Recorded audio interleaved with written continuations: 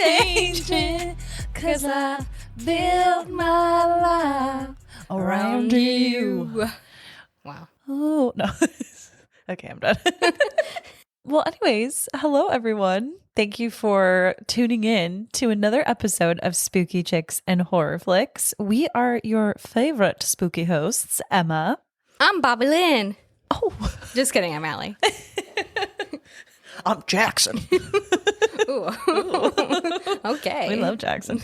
But yeah, for those of you that don't know who we are, I hope that you are not scared off by the beginning of this podcast, but we are two best friends who love to review our favorite horror films while drinking a beverage. We hope that you guys enjoy the podcast and follow along. And this week's episode, we are reviewing the amazing film X. It was 2022, and I just recently watched it for the first time, and X is now one of my absolute favorite horror films, and you'll get to hear my thoughts about why I love it so much. And I'll throw this out there, we do spoil a lot of shit in movies, so if you haven't seen it and don't want to be spoiled, go watch it on Netflix. And if you don't give a fuck about spoilers, come on this ride with us. Beautiful. Speaking of rides, Emma, what have you been up to? Honestly, just same old, nothing too crazy, but I do have quite a bit of traveling coming up in the next couple of months. The producer and I are going to a country music festival called Stagecoach. We go every year with his group of friends. Now This my ain't group Texas. of friends. Sorry. I couldn't help This myself. ain't Texas. This ain't Holden. We also love that song.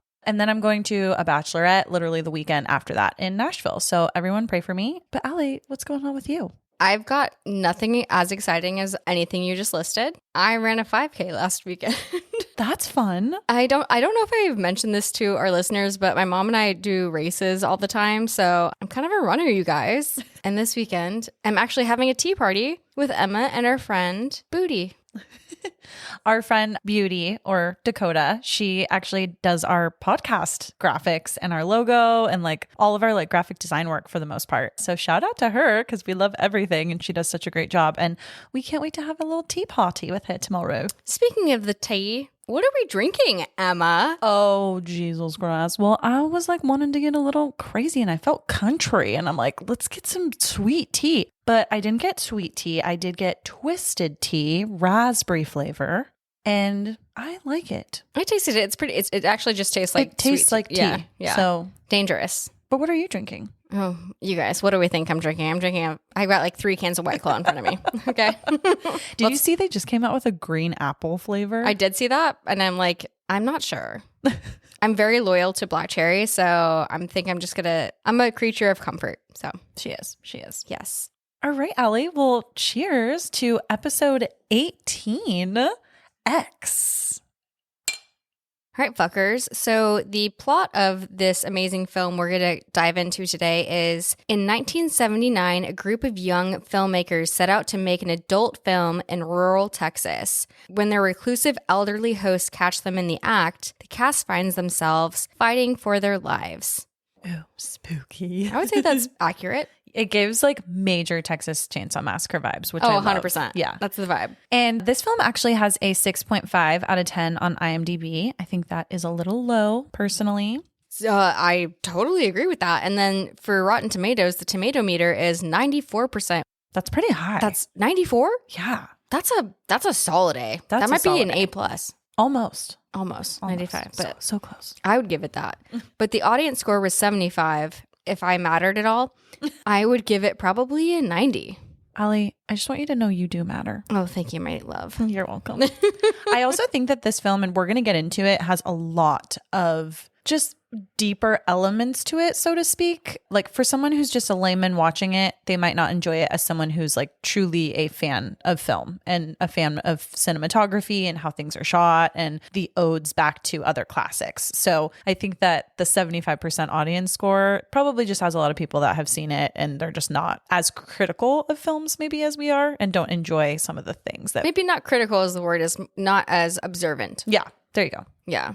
Speaking of observation, I don't know how this ties back into this, but X was directed and written by Ty West. I hadn't actually heard of him before, but he's actually done a bunch of horror shit. But I think X was his biggest break, and he obviously did the prequel, Pearl, and now doing the would you call it, sequel? So there's a trilogy, and he's doing Maxine next. He also did a segment of VHS, that movie that came out a while ago that I was so drunk I don't even remember watching it. So if you liked it, that's great. So he's got some horror shit under his belt. But what I thought was cool, I was watching some interviews with Ty, and he wanted to do this because he wanted to bring kind of art and edge back into horror films. And he's like, it's not just about the gore or anything. It's about the story and the plot and respecting the nature of a really good horror film. And they kind of allude to respecting the nature of a good dirty movie. And it kind of like ties into that when they actually talk about it in the film. So he wanted to do justice to horror, and I think he really did, because I fucking love this movie. I totally agree. And I think that kind of goes back to what I was saying earlier. Like, he wanted it to be a lot more than just a horror film. Like, he wanted there to be layers. He wants there to be character development. He wants you to feel certain emotions other than just fear throughout the film. So I definitely love that. He also did a couple of films that are a little older, like 2009 and 2011. And that's The House of the Devil and The Innkeepers. I actually have these on my list. I have not watched them yet. But if you guys have watched them, let us know what you think. And maybe we'll do an episode of one of these on the podcast. Diving into our top billed cast now, starting things off, we have Mia Goth, and she plays our main character, Maxine. Mia, in my like perspective, I actually really didn't know of her in a lot of different films, aside from knowing that she's actually married to Shia LaBeouf. I know. They have a fucking kid together. So random. So random. And she was actually in Suspiria, which I haven't seen it in a while since it came out. And she was also in Infinity Pool, which just came out last year. I haven't seen that either, but also on my list. And if you watch like interviews of her too, she has the like daintiest little voice I've ever heard. I think I did that really well. You did that? God. Oh my God. Mia? Is Mia in the room with us? Guys, surprise. Mia is actually here.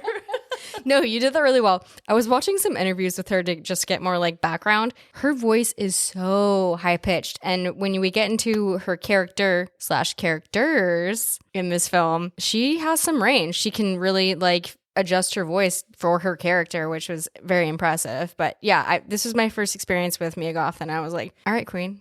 Then next on our list, we have Jenna Ortega, who is newer in the horror space in the last, I would say, like 5 to 10 years. Just to name a couple of things, she was in Scream, which we definitely loved her character in. She was also in Wednesday, which was the show kind of based on the Addams Family that was on Netflix. And I think she's been in a couple other things too, but she also is coming up in the new Beetlejuice film, which I'm excited to see because I am a Michael Keaton stan for life. She was also in Insidious 2. I never saw it, but I saw that on her listing. I think I did see that back in the day. I like her. She's growing on me. I didn't care for her at first, and there are sometimes where she kind of like annoys me a little bit. I can respect an actress that goes hard in horror, because I do think that sometimes actresses are scared to star in horror movies because they're afraid of it potentially affecting their acting career and being known as a quote unquote serious actor.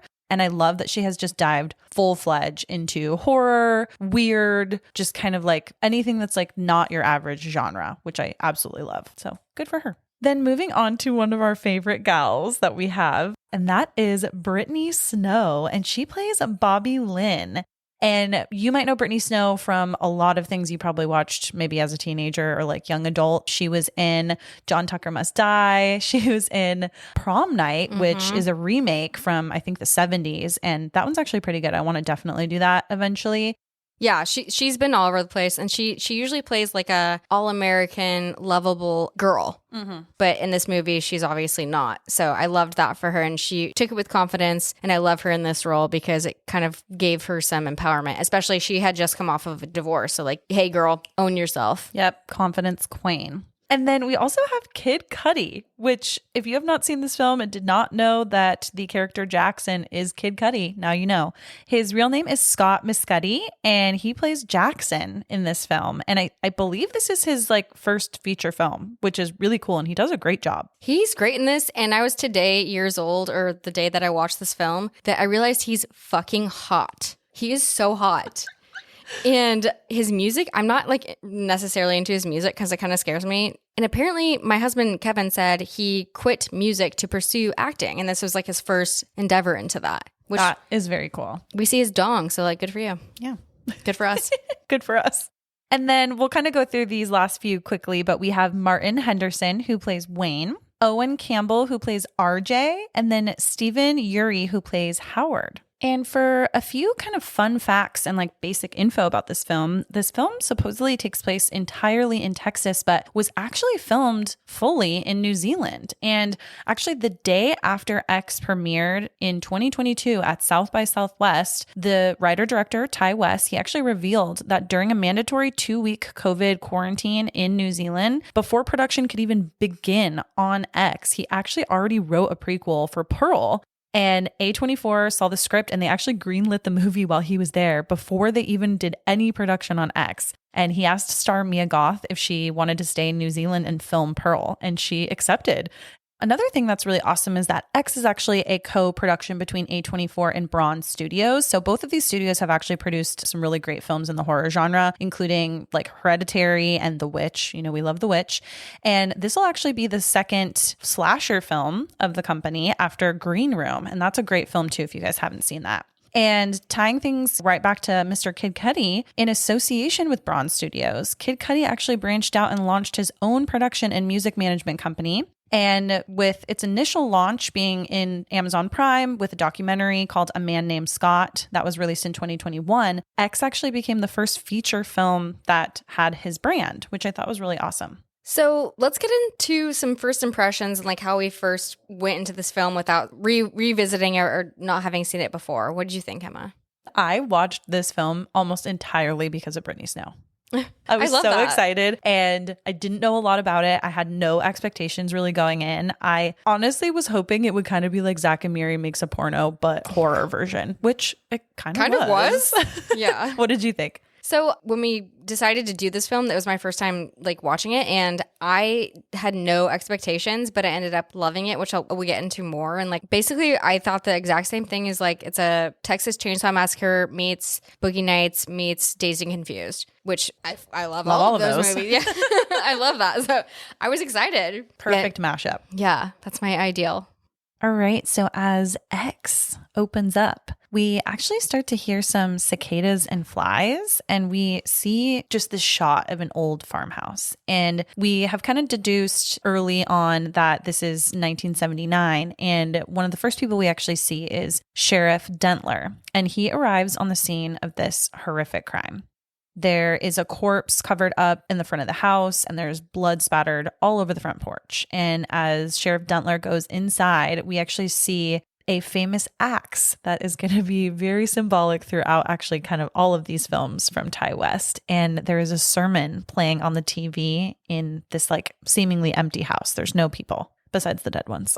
And that sermon that's playing on the TV is going to become very important throughout this film, so keep that in mind. And as they're going through this house that has a lot of fucked up shit going on, like bodies, blood, everything, one of the cops goes into the basement, calls the other cop to come down, and he's like, bro, you gotta come see this shit. And this part specifically is giving me Texas Chainsaw Massacre. Mm-hmm. It is exactly the same with the cops arriving, them coming down, going into the basement and investigating. It's kind of crazy. And one cop points his flashlight towards the camera, and we don't see what they're seeing, but he's like, my God. That's our cold open, you guys. Yep. And then the very next thing that we see is someone preparing some cocaine. Cocaine. Cocaine. Yeah. For the layman. On a mirror. And we actually get the first glimpse of our main character, or our star, Maxine. Maxine is getting ready to go down to leave, and as she's kind of looking at herself in a vanity, her boyfriend comes in and kind of tells her, they have a little bit of a talk at the mirror, and he's like, you're so special, but hurry up because like everyone's waiting. And I love this part because when he actually leaves the scene and she's still looking at herself in the mirror, she says, you're a fucking sex symbol. I also have a really hard problem with this because Wayne is 19 years older than Maxine. Am I just being... What? I mean, it is a problem for sure. It's not a problem. I'm just like, whoa. Love who you love. Love is love. And then we come to find out that everyone is actually heading to Houston, Texas, and they are all going to be together to shoot a film. So we've got like 5 or 6 people total, and they're filming this film called The Farmer's Daughter. And Maxine's boyfriend, the executive producer, Wayne, played by Martin Henderson, he brings her kind of along with the rest of the crew. And then we have the writer-director of the film, RJ, his girlfriend Lorraine, who's kind of the sound operator, and then we have a couple of additional actors, and they're sort of a couple. Bobby Lynn, played by Brittany Snow, and then Jackson, played by Kid Cudi, like we mentioned. A fun fact about this too that I read was that there's actually an adult film called The Farmer's Daughters from 1976, which is infamous because it starred a future acclaimed mainstream writer and actor Spalding Gray. So I thought that was really interesting. And as they also kind of speed off to start their journey, I love that Wayne's van says plowing service. And while they're in the van, they're passing out their scripts and whatever. And Bobby Lynn, who's kind of our Marilyn, starlet, our little Marilyn, if you will. Yes. She's like, hey, this is my American dream. What's your American dream? Blah, blah, blah. And that's kind of throwing me off because she was in a show called American Dreams. And she plays this all-American girl. And I'm like, did they throw that in the script just to fuck with us? But like, go her. And again, I'm so proud of her for playing this like character in this film. Yeah, definitely stepping out of her comfort zone, Yes. which we love. And they end up actually stopping at a gas station, and Wayne and Maxine, are kind of talking about their future together and how they're going to make a lot of money as they're at the gas station, kind of getting some smokes and some snacks. And they're really wanting to get big with this adult film. And Maxine talks about how she's been really just waiting her whole life for her moment. And she feels like it is just like time for her. And Wayne tells her, he's like, baby, you got that X factor, which I love that kind of tie back to the title of the film. He keeps comforting her with all those words, but she's like, I deserve nice things. I have cosmopolitan taste. And I'm like, that was a great rendition. Thank you. But like, don't we all, girl? I know. I'm like, I got cosmopolitan taste. I just want something from Target. And then outside, we have RJ and Lorraine, and they're like arguably like the youngins kind of the group. And obviously they're not starring in the film at all. This is one of my favorite scenes because obviously Lorraine is kind of not the outcast, but they call her the church mouse, and like she's quiet. We don't know much about her. And Bobby Lynn's just kind of like, sup girl. And she's like, is that your boyfriend? And Bobby Lynn's like, sometimes, yeah. I love that. I was like, work, bitch. That's actually kind of our first example of there's like almost mirrored experiences a lot in this film, whether it's people kind of as they're speaking about something or have lines, or it's like two different scenes that are kind of happening at the same time that are sort of mirroring the same experience. And I'll go into this a little bit later in some of our scenes, but I love that tie back, Allie. Then later at the cash register, Wayne and Maxine actually see that sermon again on the TV, which just like Allie said, kind of comes into play later. And I just have this in my notes that Brittany Snow is fantastic. I just fucking love her. She's so good in this.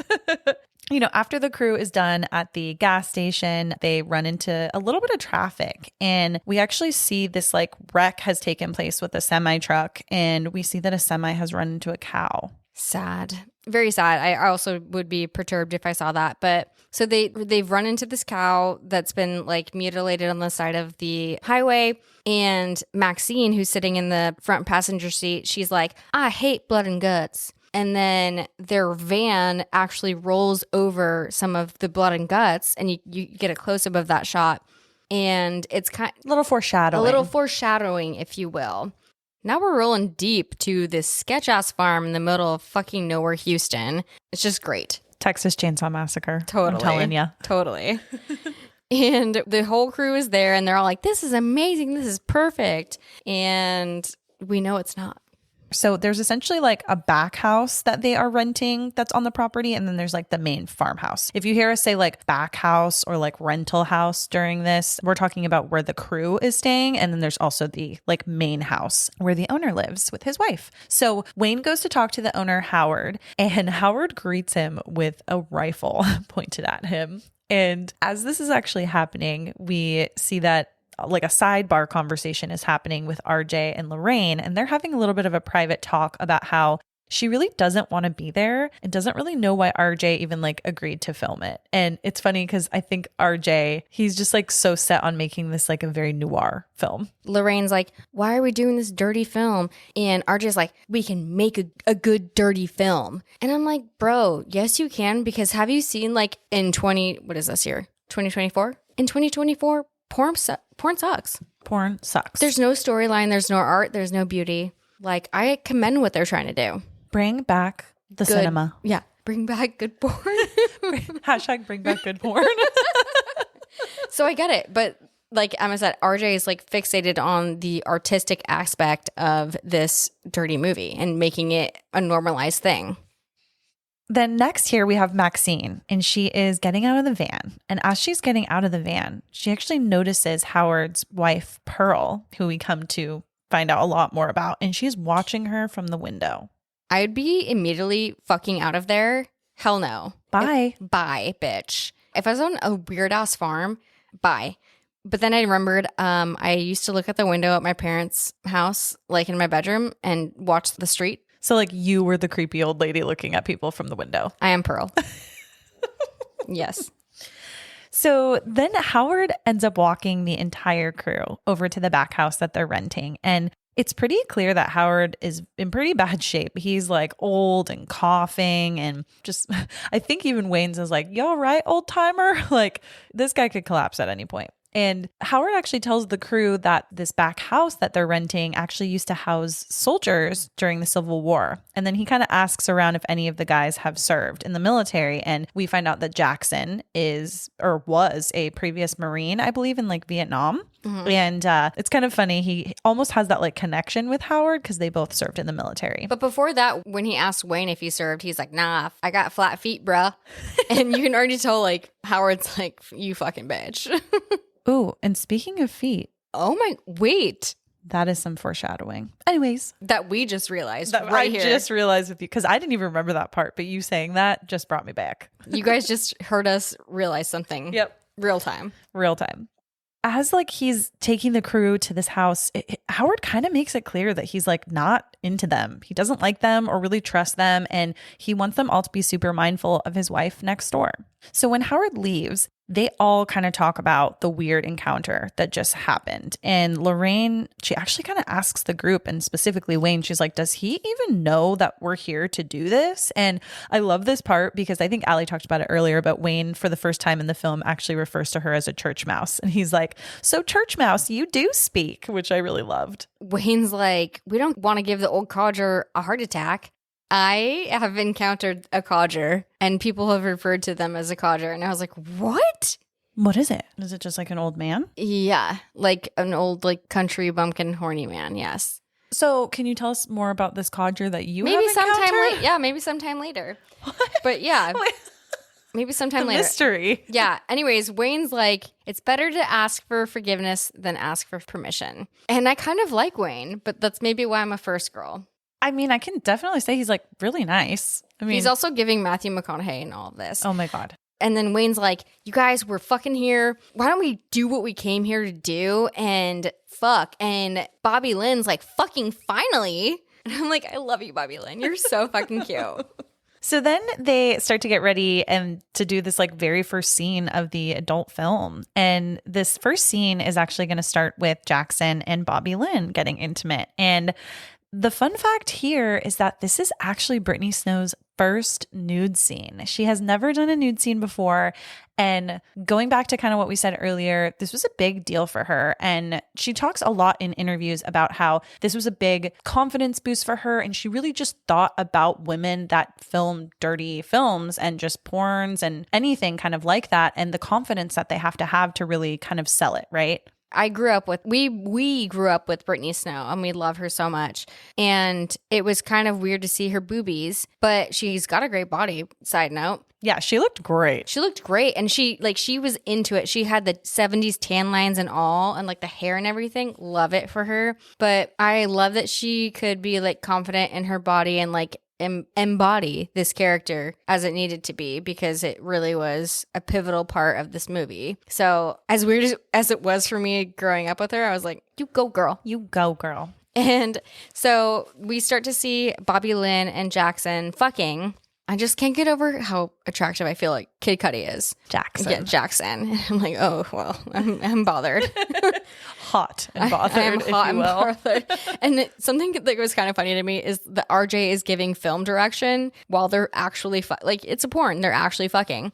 RJ is giving them like, hey, tilt your head back this way and like arch your back this way and do all this shit. And Jackson's like, bitch, we're just fucking, just film this shit. He's giving too much direction almost. Yeah. He's a backseat driver. Yep. Of direction. Of fucking. Of fucking.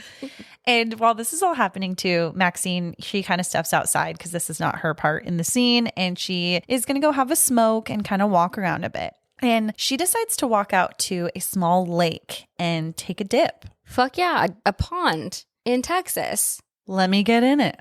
Maybe I'm not that brave, but she is. She's a final girl. She actually is. Spoiler. But so she walks out onto this little cute ass pond dock and she's smoking her little 70s cigarette with her blue ass eyeshadow. And she's like, yeah, I'm going to get fucking in. And what I can't understand is you have a sex scene in a very potentially pivotal movie coming up and you're going to get your hair wet and your makeup all messed up. That's exactly what I have in my notes. Yeah. I was like, what? But bitch is like, I'm going to jump in.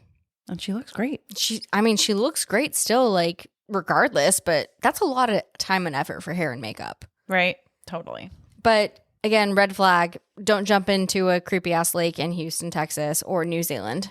And as this is all happening too, we actually see that old woman Pearl and she's watching Maxine from the trees kind of really creepily.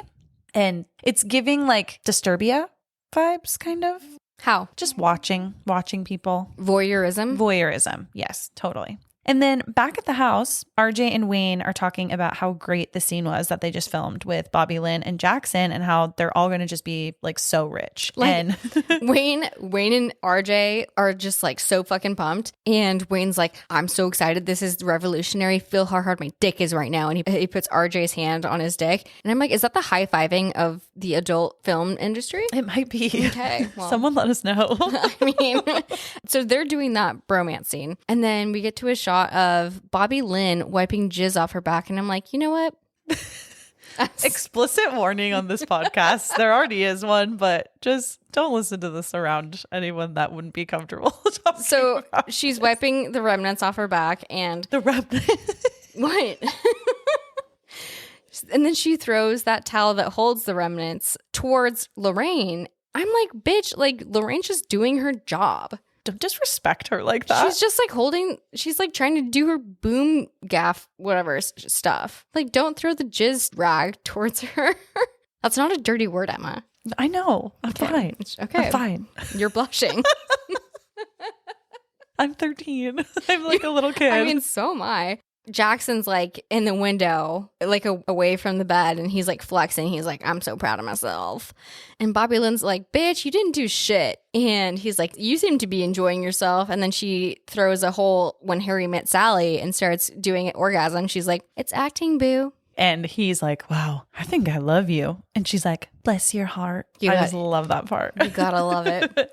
And then our next scene takes us back to this lake or pond. And we get this really cool aerial shot. And there's going to be two in this scene. And this first aerial shot is of Maxine. And she's laying in the water, kind of like, you know, when you lay on your back and you're just kind of floating there. And she's relaxing. Her eyes are closed. She's kind of almost doing like snow angels, but like in the water.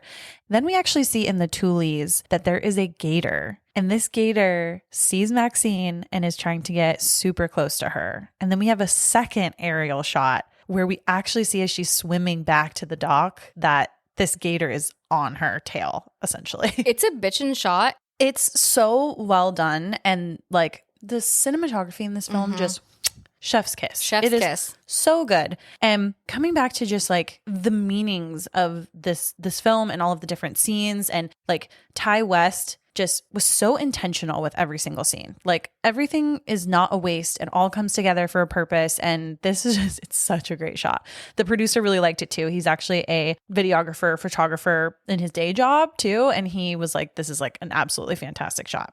At first I was like, what the fuck is the point of this shot of a gator in a pond in Houston? And we'll learn soon. We're going to learn today. We're going to learn today. Before we kind of get into our next scene here, we actually do find out that the premise of this dirty film is that Jackson's car essentially breaks down and he comes upon Bobby Lynn's house or farm and she invites him in to use their phone. So we get to see kind of like the glimpse of where this story is supposed to go for this dirty film. Damn, you know, like again, on today's naughty films, it's just like Just like in a bedroom. Bangarang. There's no plot. Bangarang. There's no artistry. So in our next scene, we see Maxine walking back from that dirty ass fucking gator pond, which is terrifying. And she is walking by the main house, which the owners actually reside in. And she sees our character Pearl on the porch. And she's like, I wish you guys could see me. I'm doing this like creepy ass wave. And Maxine's like, okay, bitch. And does a creepy ass wave back towards her. Yeah. And Pearl's like, come in, like waving her over to come inside. And I'm a first girl, so I'd probably do that. I would go inside. B, you would. Don't do that. Curiosity killed the cat, you know? Which is why I'm dead. But meow.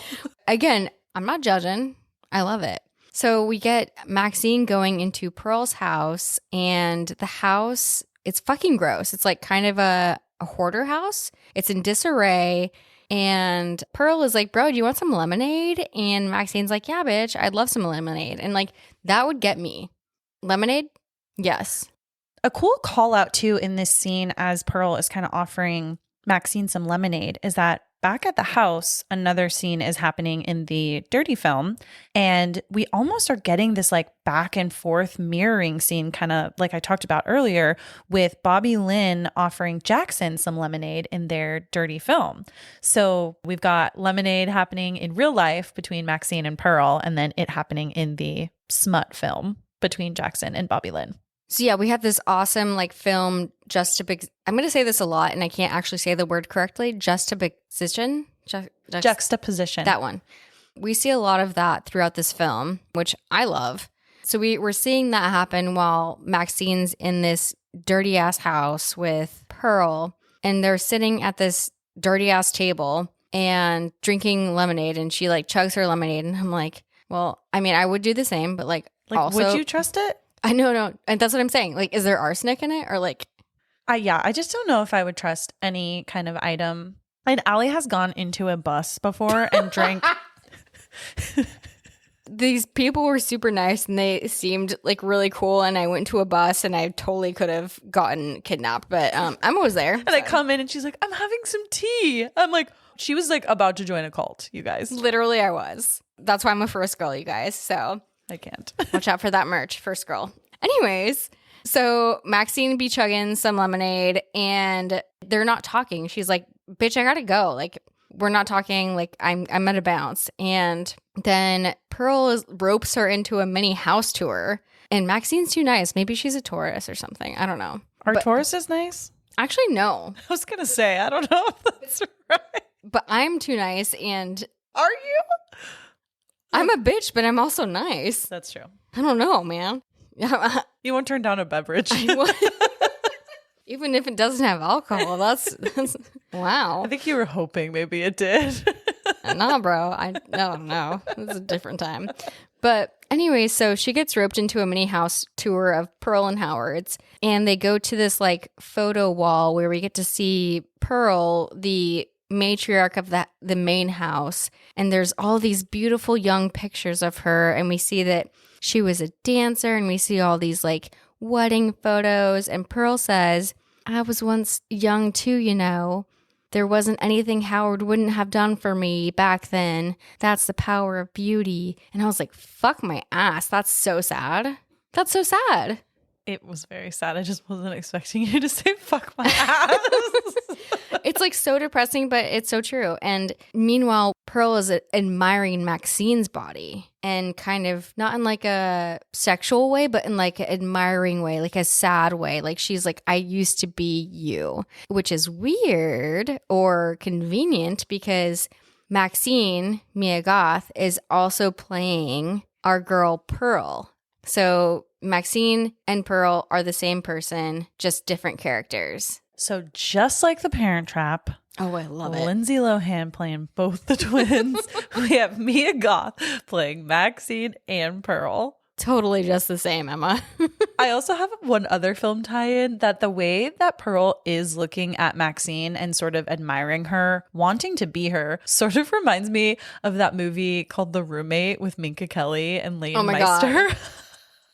Where she like becomes her roommate, gets really obsessed with her, and then basically like try to almost becomes Minka Kelly's character. You remember that film? I do. It's kind of funny too, because it's sort of within Brittany Snow's sort of time frame of just like all of those types of movies that came out. I need more context, but we'll get into that later.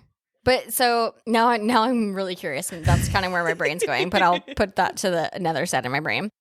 But Pearl is even like reaching out to Maxine's body, trying to like touch her young, supple skin. And Maxine's like, what are you doing? What the fuck are you laughing at? Supple? I was taking a sip of my twisted tea and you said supple and it's just like hit me in the throat. My suppleness? Oh, God. It's a word, bruh. Well, and so as this is all happening, Pearl says to Maxine, it'll be our little secret. And then Maxine's like, what will? Yeah, what? Like, what the fuck is the secret, Brett? Like, what are we doing? And Maxine's obviously clearly freaked out. And so she actually sneaks back to the back house and runs into Wayne's arms. And he tells her that, you know, her scene is next and she needs to get ready. And so she runs into the bathroom to freshen up and ... do another line of Cocaína. And I love her little affirmations. She's like an affirmation queen. She loves a mirror. She loves to look at herself, which is kind of like a whole vibe in this movie. Mm-hmm. Vanity is huge. And she looks at herself in the mirror and she says, I will not accept a life I do not deserve. Was that good? That was really good. Yeah. And that is an affirmation if I've ever heard one. Affirmation queens. We love it. Affirmation station, like conjunction junction. What's your function? Do you mean like a station where the Polar Express? No, Allie. No. So affirmation station. That's a really good call out because... Is it a good call out because it related to Polar Express? So the conductor... Oh my God, what conductor? There's no conductor on the Polar Express. Oh God. Okay. He gave everybody... tickets. He gave everybody tickets that gave them their affirmations. Lead, learn, believe. Okay? Is there a conspiracy going on in Hollywood where everything's related to Polar Express? Affirmation station, Polar Express. Okay, moving on. Okay, so after I take a deep breath here. So this next scene, now we are filming Maxine's dirty scene in the barn, and she is playing Bobby Lynn's younger sister in this smut film. And she also gets with Jackson. Then again, we kind of have this like back and forth. There's a lot of times in this film where something's happening in one part of the property and then something's happening in the other, and they're kind of going quickly back and forth. So as Maxine's kind of getting ready to do this scene with Jackson, back at the farmhouse, Pearl is brushing her hair and looking at herself in the vanity like we just saw with Maxine.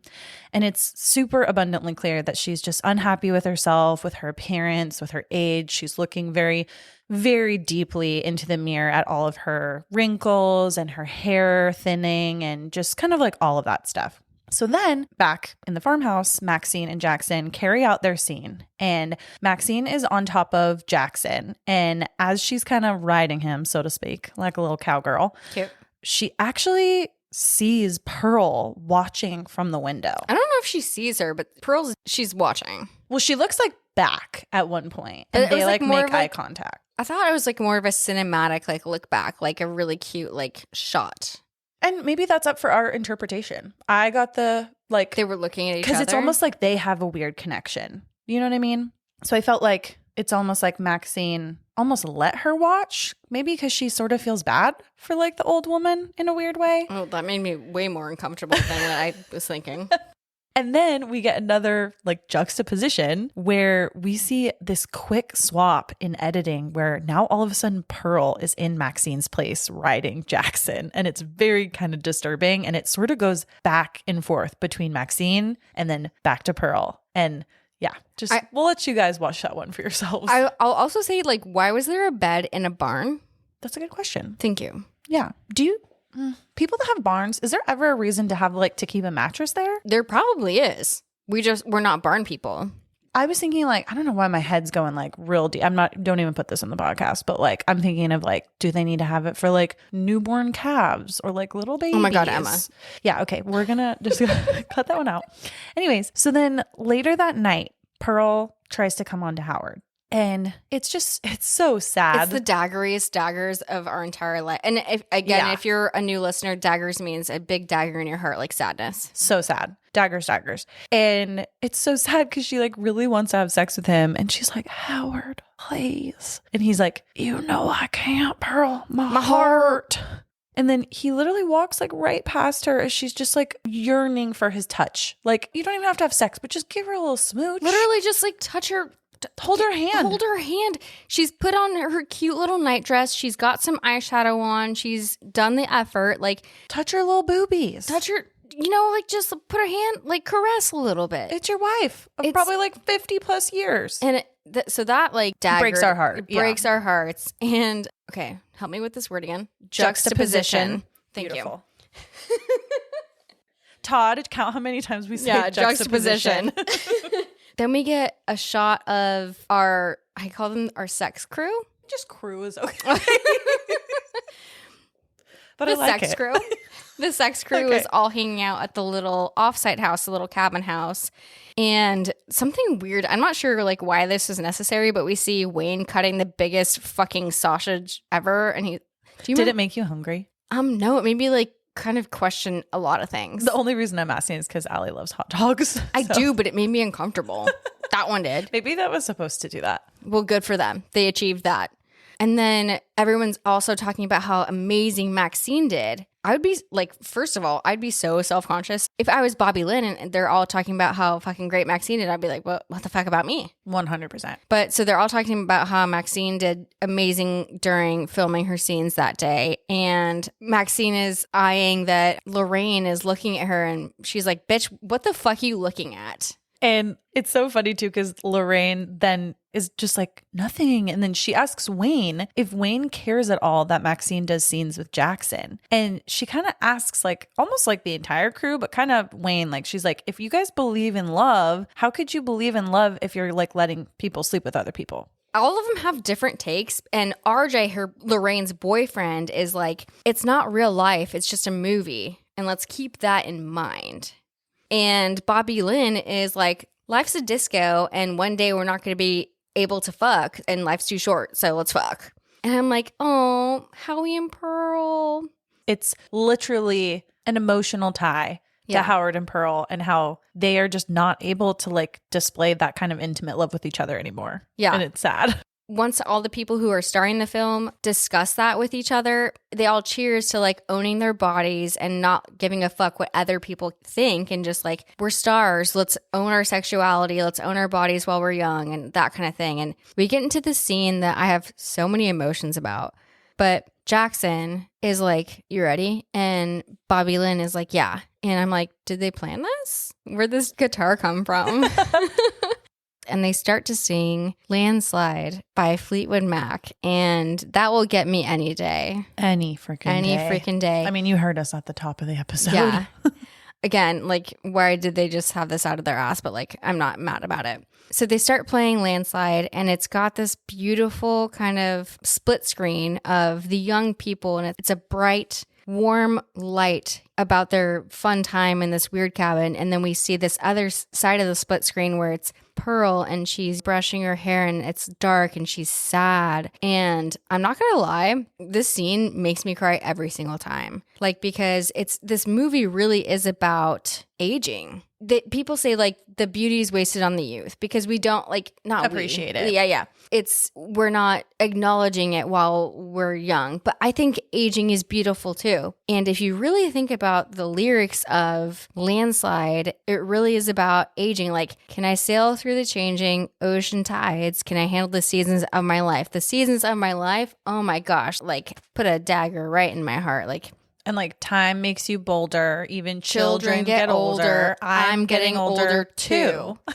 Yes. So it really is an emotional and artistically beautiful scene. And that I think it was perfect for the film. Tugs at the heartstrings. It does tug at the heartstrings. And I just think it was really, really beautifully done. And again, I cry each time I see it. It was so good. And then after the song kind of wraps up, Lorraine actually ends up telling the crew that she wants to be in the movie. And it's very jarring because we've seen her kind of go through this transformation from the very beginning. She really didn't want to be involved at all. Then she sort of like accepts what her job is and how she's part of the production. And now she's almost done a full 180 and is like, wait, I kind of want to be part of this now. And when she says this too, we find out that RJ has very strong feelings against her being in this film. And he's like, fuck no. He's like, I don't want you in this film. And I'm like, okay, first of all, you said it's just a movie regarding the other people in this movie. And also her body, her choice. Like, chill out. Totally. Yeah, they're all like, just give her the part, and she wants to be in it. She doesn't want to just record the sound. And RJ and Wayne end up kind of going outside just to like diffuse the situation a little bit more. And RJ's like flipping out. He's like, Wayne, you just don't get it. Lorraine is not like the other girls in there. She's a nice girl. And Wayne's like, whoa, whoa, whoa, whoa. Let's not like talk bad about the other girls in there. But also too, like if she wants to be in this film, she's going to be in it, whether you like it or not. So you better just like accept it, essentially. So RJ comes back inside and we actually see Lorraine already getting ready to do a scene, which I was like, that oh was my God. fast. Yeah, I was like, oh girl, okay, you are ready to fuck. She like she wasn't wearing makeup. She was like kind of like a tomboy girl. And now we see a shot of her like she's like in her underwear, getting makeup. She like turns her head and she's like all gussied up. And I'm like, walk that walk, girl. You go, girl. Yeah. And RJ is a little stunned by seeing her, but Wayne is quick to kind of just grab RJ's camera and start putting it on his shoulder and kind of like giving it to him like, go RJ, like do this, film this scene. I mean, Lorraine looks great in this. All I could think about was her, you know, like this sounds weird, the cotton like panties. They say Sunday and she's a religious girl. So she's wearing her Sunday panties and she had already just taken off her cross necklace. And I was like, she's committing. She is 100% committed. She's like, I will not fuck with a cross on my neck in this camera. After the scene has wrapped and everyone's kind of getting ready to go to bed, we see RJ and he is crying in the shower later on by himself after kind of just what went on. Haven't we all done that? He's having a cathartic release. Yeah.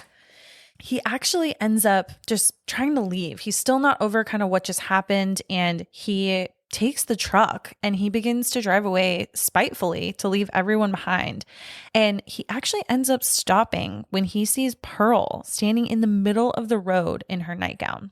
Yeah, and he sees Pearl, right? And Don't Fear the Reaper is playing in this van, like this weird-ass creepy van on this creepy-ass farm.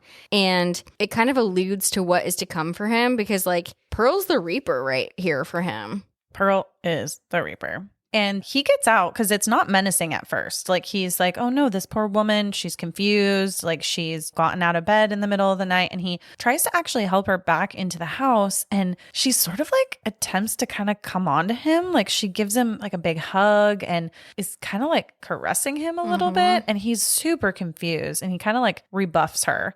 And she basically says to him, like, look at me like the way that you look at her. And it's just, again, such a sad tie back to her just not feeling good enough or pretty enough to garner a man's attention. And RJ kind of continues to try to help, and he's very weirded out and he's like, why are you doing this to me? And at this moment, we see our first kind of like official kill of the film, and Pearl stabs him in the neck. What did she stab him with? I didn't clock that. I think she just has a knife, like probably okay. from her house. You said that so like, I know, matter I think of fact. she just like has a knife. Because I was thinking about this too. We don't really get to see what the exact tool is, I think. Producer, do you remember what it was? She just has a knife. She probably just grabbed it from her house, right? Good for her. And he falls down, and I love this scene. Same. That's about to happen. So he falls down and they're right in front of this, like, I think it's a truck, right? Or is it the van? It's a van. It's a van. He falls out right in front of the van. The headlights are still on. And Pearl doesn't just stab him that one time in the neck, but she bends down and she stabs him repeatedly until he's dead, spraying the headlights with blood. And as this is happening, I just like love this part. Basically, the blood is spattering onto the headlights, causing this red sheen of light to go over Pearl. And it is a beautifully done scene. Gorgeous. Yes. And then she starts dancing within the red headlights and almost looking like she's doing a very lovely, just like ballet of some sorts, kind of. And she's just really feeling herself. She's vibing. She is vibing so hard. And after that's all done, she goes and turns off the van and takes the keys. She's like, bitches, bye. Yeah. And also something that I want to know, landslide, can you handle the seasons of my life or whatever? And then seasons don't fear the reaper. Excuse me? We love a tie. I love all the intentional stuff in here. Totally. It's fantastic. It's fantastic. But so basically, bye, RJ. Bye, RJ. Sorry you were a little puff. We're back at the cabin, and Lorraine notices that RJ is not in the bed with her, and she kind of goes to look around, and the front door is open. I'm also like, why the fuck leave the front door open, whether you're abducted or not? Like, no? I'm wondering if they're honestly just doing it for the heat of Texas. You're a hot girl. I'm so hot all the time, so to me, not that weird. Yeah, I'm like, I am a cold girl. And at this point, too, they probably are not thinking these two old-ass people are gonna kill them. You know what I mean? So cute. So sweet, that little thought. So Lorraine's looking out the front door, and she's like, okay, where the fuck is RJ? Also, you're way too good for him, but whatever. And we get this little scene where Wayne comes up behind her and touches on her shoulder, and she's like, what the fuck? And he's in his skivvies, and he's very confident. And he points out that he's like, hey, the van's still here. If he wouldn't have left, like, because we still have the car here. So he must be here too. Lorraine's worried. She's like, oh my gosh, do you think he's mad because I did the sex scene? Like, blah, blah, blah. Does he want to break up? And I'm like, bitch, you're too good for him. I'll just keep saying that because she is. And she's like, bro, help me look for him. And Wayne's like, yeah, for sure. And he's like, I don't need clothes. Also, like, does like Wayne have like a hot bod? Yeah. Yes. Okay. Like, is he a zaddy or like, do we know? I think he's like a little younger than a zaddy. He's like 50. But he's not young enough to be like a Jackson. Yeah. Do you know what I mean? But like, I think he's so hot. hot. Yes. Yeah. Like, I love how Ali says earlier in the pod, Matthew McConaughey vibes, because that's totally true. Honestly, why was he not in this? But anyways, no, I think this was a perfect casting, but it's definitely Matthew McConaughey vibes. But I love how confident Wayne is, and he's just like, yeah, I'm gonna go look for RJ, but I don't need shoes or clothing. I'm just gonna wear my whitey tidies. His skivs. And then Wayne goes to check the barn, and Lorraine heads towards the actual house, like the main house where Howard and Pearl live. And Howard actually comes outside, and he is telling Lorraine that Pearl is missing. And, you know, simultaneously, while Wayne is in the barn, he's kind of looking around, and we actually see this shot. It's so weird. It is a piece of like 2x4 with a nail just sticking straight up. And we see it from the ground perspective, and Wayne like walking towards it. Why the fuck is this literal piece of wood with a nail sticking out of it right there? And how do you not see it? But anyways, Wayne obviously steps on this fucking piece of wood with a nail coming through it. And I hope he has a tetanus shot, but it obviously doesn't matter. And as he's kind of freaking out, he's like, RJ, are you in here? Like, help me right now. And he then hears something kind of strange. And as he's like able to peel kind of the nail 2x4 away from his foot, he kind of hobbles over to this hole in the wall of the barn. And he's looking outside, and we see very abruptly, and this was probably like a jump scare in like the theater when this like came out. There's like conveniently like two like eye holes down on the bottom of the barn door. Like, why not just like put your head around like the actual door? But he just kneels down to those two weird eye holes. Those eye holes. And we see that someone, aka Pearl, she impales him in the eye with a pitchfork, killing him.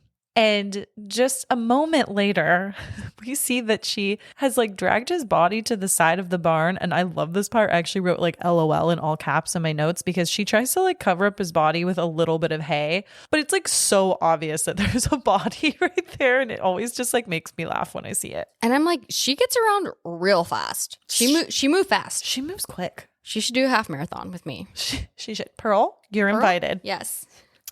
And then back with Lorraine in the main house, she is invited in by Howard, and Howard asks if she can go and get an extra light for him down in the cellar. And you can tell she's got some reservations about this, but she ends up doing it anyway. And of course, she finds the light, and as she tries to come up to the top of the cellar, we see that Howard has locked her in. And when she walks back down into the depths of the cellar and starts to kind of like explore a little bit and try to figure out how she's going to potentially like get out, she actually turns around and we see a man's nude corpse hanging, and she screams. And I have this written in my notes. She has a fantastic scream. Honestly, they might actually do this, but if they gave awards for screams, her visceral reaction is so like, again, chef's kiss. Like Jenna Ortega, that was an amazing scream. And this is a small note, but I really appreciated that when she looked at the body, she doesn't immediately scream. She's sort of registering what she's looking at first, which I feel like is something that a lot of us would do if we were in that real situation. Like, I don't think you'd immediately turn and then scream. Like, you'd probably be like, is that what I think it is? But then when it locks in your mind, then that's when the scream happens. You know what I mean? She gave a millennial pause. She did. Wait, hold on. Is Jenna or Ortega a millennial? Somebody was telling me about a millennial pause, and I was like, what the fuck are you talking about? And I think that's what she gave us. Oh no, she's Gen Z. No. But I appreciated her doing that for us though.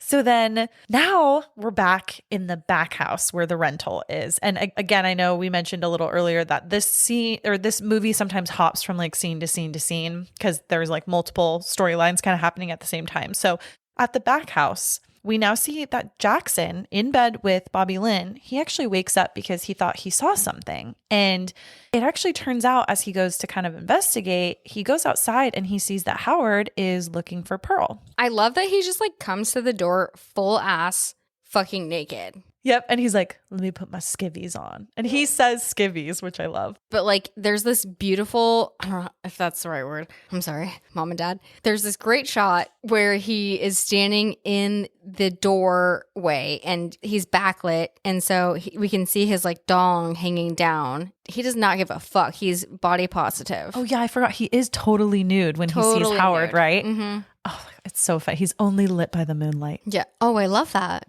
That's cute. And so that's when he tells Howard, he's like, well, let me go get my skivvies on and I'll help you look for Pearl.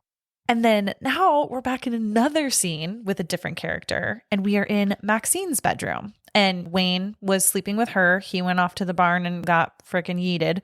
And then now Maxine is by herself in the room. She's still sleeping. And we actually see that Pearl has snuck into Maxine's room and she takes her nightgown off and slips into bed with her friggin' naked body next to Maxine. It reminds me of like all of those lore things of like Madame Bathory or like anything like sucking the youth. But this is a sadder tale because it's an actual person. Allie, the way that you just said Madame Bathory, Elizabeth Bathory, makes my heart flutter. And this is why we're best friends, because one of my favorite films, and I don't care if anyone hates it, I love it, is Stay Alive. Stay Alive! Stay Alive! We will review that one day. That might be my pick for my birthday maybe this year. Girl, you know that's one of my favorite films. We should do that for your birthday because it's coming up. Oh, that's true. Okay. Think about it. I'll think about it. And so then now we're back with Jackson and Howard, and they are looking near this like lake, pond, what have you, for Pearl. And Howard kind of leads with like, my wife gets confused sometimes and it's dark. She's like sundowning and sundowning. Girl, like yes. Same. I do that too. Allie is sundowning as we speak. As we speak, it's my White Claw probably. But he kind of mentions that she might be near the pond and there's gators in the pond. And Jackson's like, bro, I'm gonna help you. Like, once a Marine, always a Marine. We're brothers in force. I don't know. Brothers in arms. I don't know. We don't know the exact verbiage.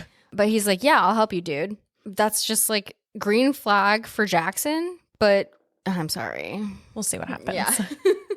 And then again, Pearl and Maxine are still in bed. And Pearl, as Maxine is still sleeping, she kind of creepily caresses Maxine's back, leaving some of RJ's blood on her, which like super creeps me out. And I like hate that scene. Maxine starts to like clock that she's being touched and she's like, She probably thinks it's Wayne. Yeah. So it's kind of weird. And then at the lake, Jackson and Howard have kind of like split up, and Jackson actually ends up seeing a car underwater. And I'm so sorry if I am butchering this, but if you guys have seen Pearl, this car comes into play in Pearl. Shut up, really? Yes, just keep that in mind. It's a small, cool kind of connection to both of the films. So just if you do see Pearl, I'm pretty sure I remember when I saw Pearl for the first time after this film, I was like, holy shit, that's the same car. Anyways. Damn, I got to watch that. It's so good. And Jackson clocks that car that he's just seen and he's kind of like, okay, like that's a little weird, but nothing too crazy. And he turns around as he's kind of walking around the lake. He finds Howard's light in the water kind of near the tulies. He's a good human. He literally like yeets himself into the swamp area to like, he's like, oh my God, the old man must be in there. Well, he calls him Pops. He's like, Pops? Pops. He's daggers. He's like, Pops, are you in there? And yeah, he's like trying to save him if he were to maybe have drowned. And he like literally just no hesitation, just jumps in there. Even though we know there's a gator somewhere around. Like there are, like Howard has talked about the gators. Everybody's talked about like whatever. And he's got no fear. Good for him. He walks back out, but surviving the swamp area. Like I would never. Like I would die of a heart attack in the swamp. Same. So he walks back out and he sees Pops and he's like, oh my gosh. And hey, I'm here to help you. Once a Marine, always a Marine. And then we get to this like kind of a really sad speech between Jackson and Howard, and Jackson still trying to help, but Howard's like, I can't please my wife anymore, but you can put your dick wherever you want. He's like, I know what Pearl's been up to and I can't give her what she wants anymore. And he's like almost kind of blaming Jackson in a weird way, even though Jackson literally, I don't know if he's even seen Pearl like ever in this film. Like literally ever. And then Howard's like, the last bohemian who stayed here wearing barely any clothes was horning up my wife. And then he blasts Jackson in the chest with a shotgun and his corpse falls into the water. That's some gator meat right there. That is some well done gator meat. Then we're back with Maxine and Pearl in bed. And we're back. Then we're back. Now we're back by Jackson, sorry. And Maxine finally comes to and sees freaking Pearl and she screams. And I love this part that's about to come to fruition because Pearl just doesn't give two fucks. First of all, the scream did not startle her at all. She's just like, hey, like, it's me in bed next to you. It's me. Hi, I'm the Pearl. It's me. I'm thinking, oh, that's good. I was thinking like, hey, I'm old Greg. Oh, like, I love that. Like, I'm that's right better. Here. I'm right next to you. That's in better. Bed. Yes. Hey, here's my painting I'm of Bailey's. No, you love like me? Make an assessment. God, I miss old Greg. Anyways, back to Maxine and Pearl. Might I add too? Oh, it's might. Mostly just girls now. Yeah. Bye, boys. Let's go, girls. It's actually all girls besides Howard. Yeah. Yeah, so Bobby Lynn actually overhears the scream that was coming from Maxine, and she gets up and kind of is like going to investigate, and she just sees Pearl walk out of the house naked. She's not even running. Pearl is just like unbothered. This is like one of the best scenes. It's like she's like, okay, I'm good. I'm just gonna I'm just gonna get out of here. I'm gonna Shantae you stay. I'm gonna doodle my do out of here. She's out. Bye. Bye. Nice to see you. Nice to see you. She just like skedaddles on her own. Oh my gosh, she really does. So now we're back with Lorraine, and she manages to find some sort of tool down in the cellar, and she Jack Torrances, if you know what I'm talking about, the door to the cellar to try to get out. Here's Johnny. Good try. Thank you. As she kind of like has a break in the door and she can kind of slide her hand through now to unlock it from the outside. This part fucked me up. Same. Oh my God. I don't know if I can even talk about it. Howard. The scene. Okay. Yeah. I just can't do it. Lorraine has successfully like broken through the door, which is kind of weird, like how perfect that is, but good for her, I guess. So now she can access the lock on the door on the other side of the door that's locking her in. So she's trying to unlock that door so she can get the fuck out, right, of the cellar. And Howard, he starts to like kind of not chop. Hack. I said hack in my notes. Yeah, hack at her hand and her fingers that are trying to unlock this door. I don't think anything horribly lost, but I did see a dangling finger, which really fucked me up. And Allie, I don't know if you said this already, and I apologize because I literally just blacked out when you were talking about it because I can't even handle it. But the vantage point, like the view, the shot is on the door. So you only see Lorraine's hand, and then all of a sudden you just see this axe come out of nowhere hacking her fingers. And that's, I think, what freaks me out like the most. I think that just the thought of it freaked me out the most. But so anyways, now Lorraine's back in the cellar, like kind of compartment, freaking out. She's crying. And Howard turns up the religious sermon that we've been hearing throughout this film and has been like a point. And so, again, it's important for us to realize. So then back with Bobby Lynn, she is trying to figure out what the hell is going on with everybody. And she goes outside to try to look for Jackson and Wayne. And she goes kind of near the lake and she actually sees Pearl, and Pearl is naked. Again, she already saw Pearl sort of leave that back house. And so now she's found Pearl by the lake and tries to help her back to the house and actually puts like a blanket around her. And she's like, oh, let me get you away from the edge of the lake. She's like being fucking nice to her. And so like, nice. She's like, girl, you cold. Also, don't ever go out onto a dock at night. Be smarter. Be freaking smarter. Be smarter. Girl. And Pearl, this part is crazy. Pearl just straight up smacks her, calls her a whore, and then pushes her into the lake, where she is immediately eaten by the alligator. Immediately. And then Pearl's just watching this, and then Pearl's like very like straight face. She's like, bitch. I wrote in my notes, ha ha ha, all caps, oh, Pearl. I said, love that girl. We are the worst. We are the worst. And as this is happening too, Howard shows up and he kind of like mumbles something. And then he's like, well, you know, I don't like blondes. And I was like, oh, ouch. No, in my notes, I said, Emma, we're done. We're donezo. We're in both Howard's eyes, we are done. And then back with Maxine, she is still trying to kind of like just gather herself after that weird experience with Pearl. So she is like washing off some of the blood and just like, I think she's almost just washing her body of Pearl's touch, kind of. Totally. But I'm also like, why is she not freaking the fuck out? Totally. And she goes outside because now she's like looking for the crew and wondering where everyone is. And they don't see her, but she sees Howard and Pearl kind of like walking up from the lake. They're like hobbling back and they're about to enter now what I'm calling the sex cabin where they were filming their X-rated movie. Yeah. So we're getting into some of kind of like the final scenes of the film here. And at this point, Maxine is seeing Pearl and Howard walk up from the lake and she sees them kind of enter like the back house looking for the crew sort of. And before they actually enter the house, Maxine has managed to hide herself under one of the beds. And as Howard and Pearl come in, they're actually talking about the murders that have taken place and kind of their part in them. And so Maxine is now getting like almost a confessional from them. And as she's under the bed, Howard and Pearl finally kind of get it on. Well, before even that, they're like, we have 4 down, 2 to go. Regarding like the murders of what they're doing, their like intentions of their tenants at the farm. And Howard is like, I have a backup at the house. And Pearl is like, no, but the other one had something special. I want to find her. She's important. She had something special. And we keep hearing the word special go throughout this movie. Like at the top of the film, Maxine's like, I'm special. And even Wayne was like, you got that X factor. You're special. Yeah. You're a star.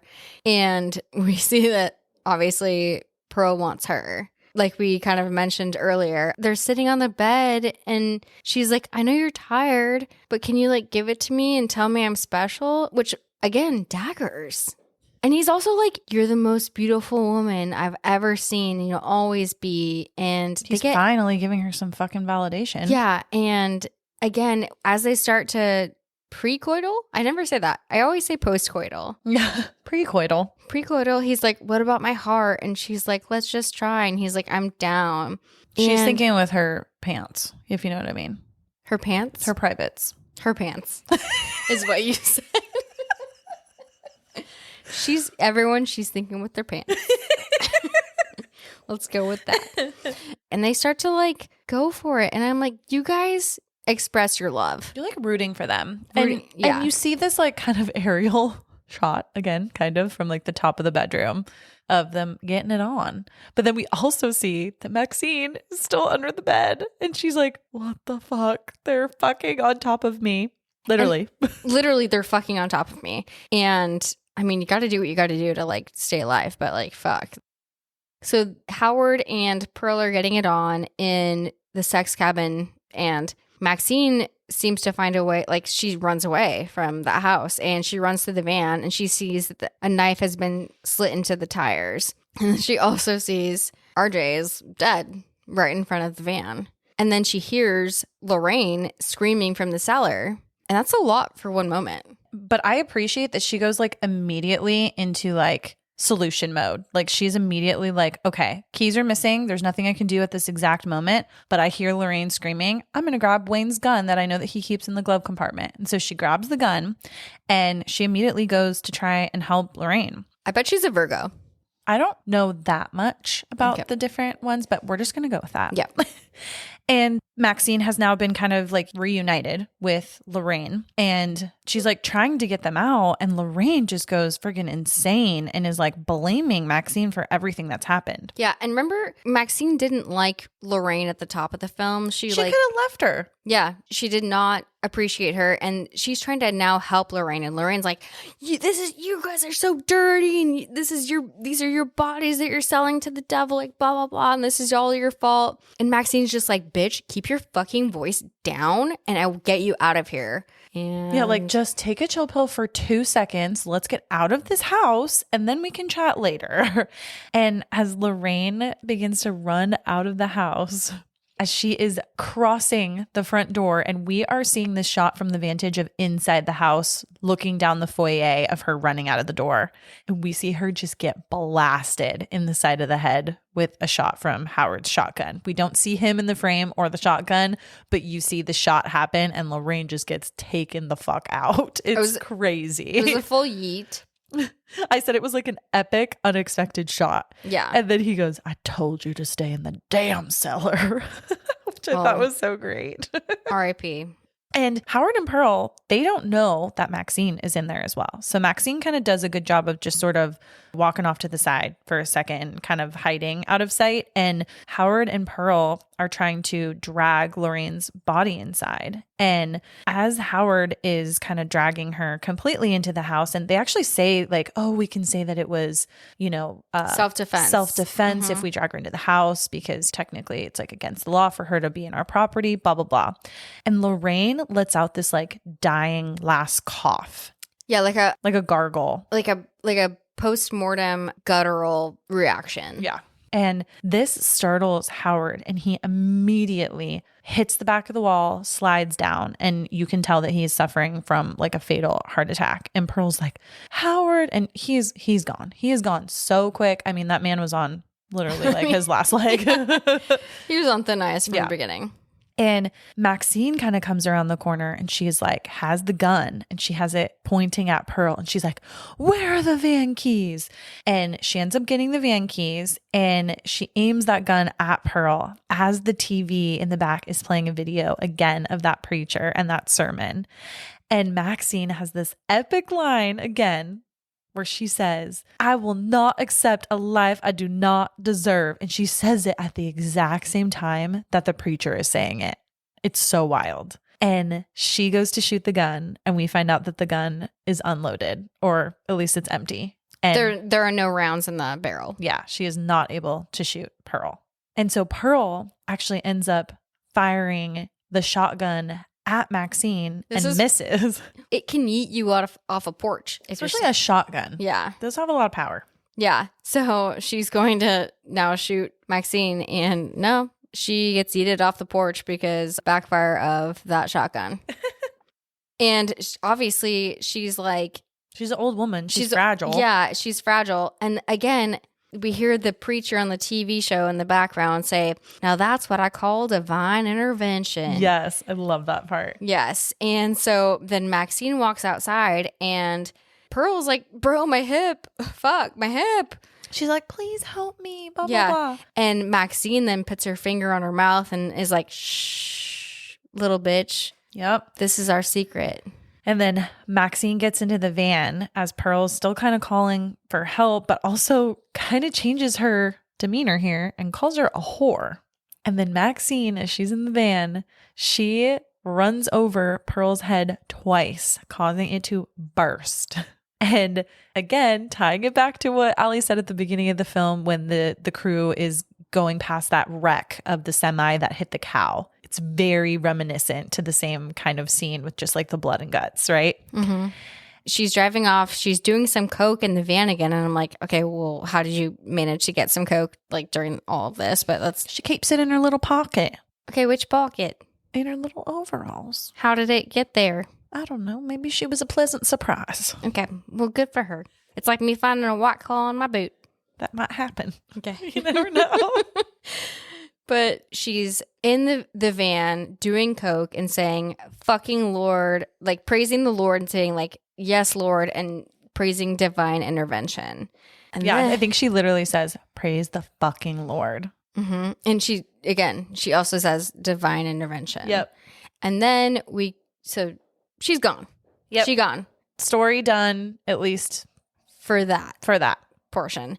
And then we cut to where we started the film, actually, and it's the next day, and it's where our cold open gave us all these amazing shots. Yeah, as the cops or sheriffs, whatever, deputies are looking around the house at everything that's happened, on the sermon, we see that preacher, he talks about his missing daughter, and it is a picture of Maxine. And he's like, everyone, please pray for my daughter's safe return home. And it is just like connects all the dots with like the sermon playing multiple times throughout the film. If you watch it back like another time, like, and you see these like parallels and these like sermons come back into these scenes, I'm like, oh my God, wait, what the fuck? This means a lot. Like, I did not notice that the first time I watched it. So now we know that about Maxine and her father and her family. And then we go back to our sheriff, who I fucking love. And they're outside, back where we were at the beginning of the film.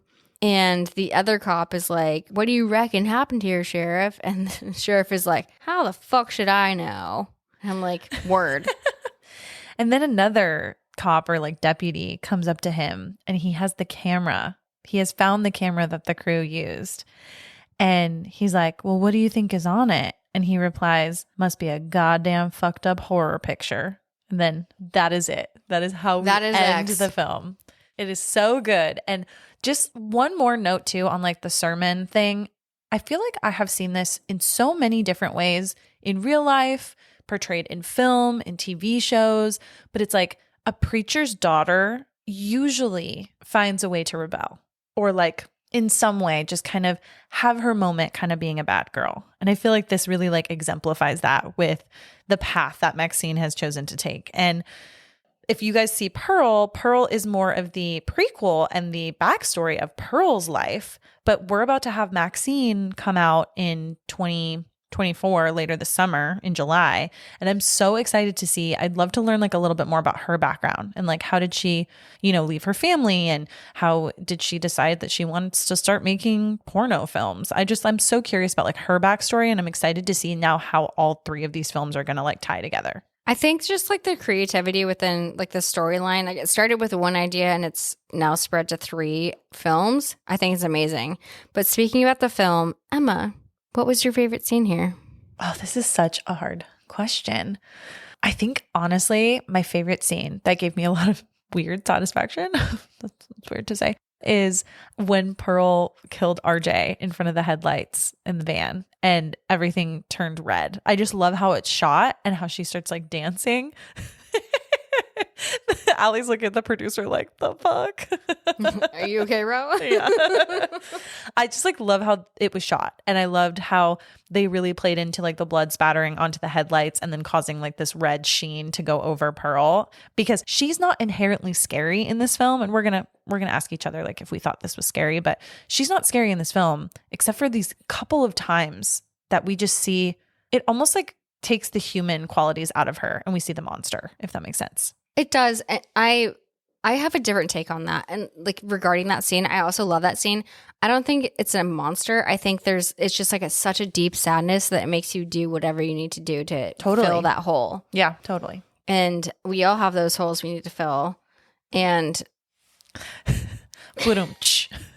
So I also liked that one a lot. One of my first favorite scenes is in the beginning when the summertime and the weather is hot, and they're coming out of Bayou Burlesque and Britney Stowe's just like strutting her stuff and they're all like, fuck yeah.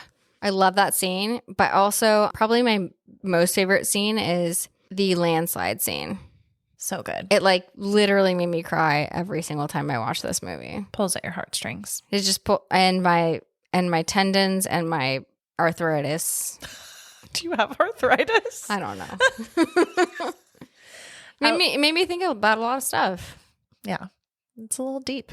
Allie, did you think that this film was scary? Hell no. So what I put down was, to me, it was beautifully sad and entertaining at the same time. I think that's a great way to put it. It has so much emotion. It really makes you empathize even with the worst characters. Like Yes. even Howard, you're like, you're a piece of shit. But then also, oh no, sad. Like you had a heart attack and oh no, sad. Now Pearl has lost the love for life for the last like probably 50 plus years, you know? I think that was the beauty of it, was like every character you felt bad for in some way. Mm-hmm. I will say that there were like a couple of parts that I didn't mention this throughout the review, but this is another film for me, and maybe it's just my fucking TV. But there were a couple parts that were just so dark. I was like, what the hell is going on? And so these like small glimpses of Pearl when it's like really dark, I was like, like, okay, sorry. No, I'm also watching this on my iPhone and I'm also night blind. So like I get that. She's kind of like the woman in the window. You know what I mean? Yeah. Like it's kind of scary. No, for real. So no, not really scary, but there were a couple parts that I was like, ooh, creepy. Again, like beautifully sad was my That's take a great on way it. to put it. Oh, well, thank you. But my other final thoughts were like the cinematography I thought was amazing here. So good. I loved and hated every character for a different reason. And also worst Airbnb ever, except for Barbarian. 1 star. Half a star. Half a star. Well, I think that's kind of all we had today for X, this marvelous 2022 film. Thank you guys all so much for listening to another episode of Spooky Chicks and Horror Flicks. You can find us on TikTok and Instagram at Spooky Chicks and Horror Flicks. And please feel free to leave us a 5-star review at wherever you listen to us if you love the podcast. If you don't like the podcast, please don't leave a review. If you don't like the podcast, our names are Greta and Gertrude. Gertrude. Yeah.